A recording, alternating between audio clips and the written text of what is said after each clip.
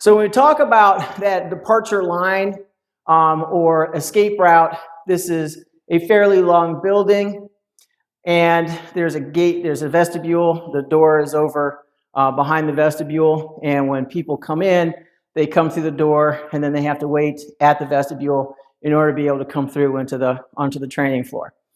When we're talking about that line of departure, just as we were seeing in previous videos as part of this series, is we're just making a right-hand about turn away from whatever that distraction is. So it doesn't matter, we treat all distractions the same, but essentially when we're indoors, we have a finite amount of space.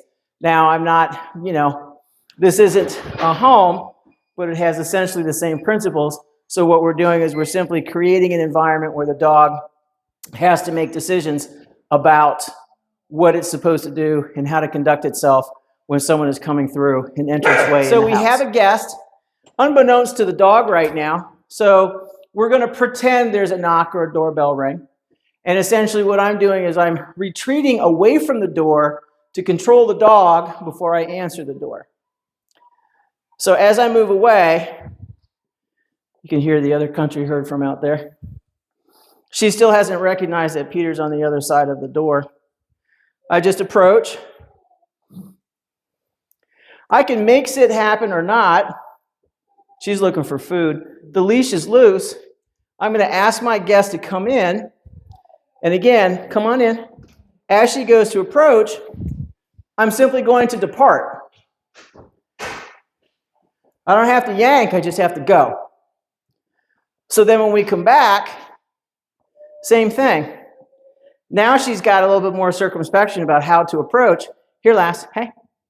Good. Sit. Yes, queen. And now I can greet my guest. Good pup. So that way, there's no big kerfuffle. When people come into my home, I'm directing and controlling my dogs so that they don't make a nuisance of themselves, because not everybody likes dogs. I know. It's a weird behavioral tick to not like a dog, but here we are. So when she relaxes, we can reward that. Good dog.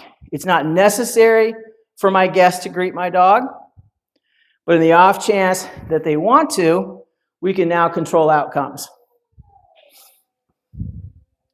Same rules as before. If she goes to launch on you, you're simply withdrawing.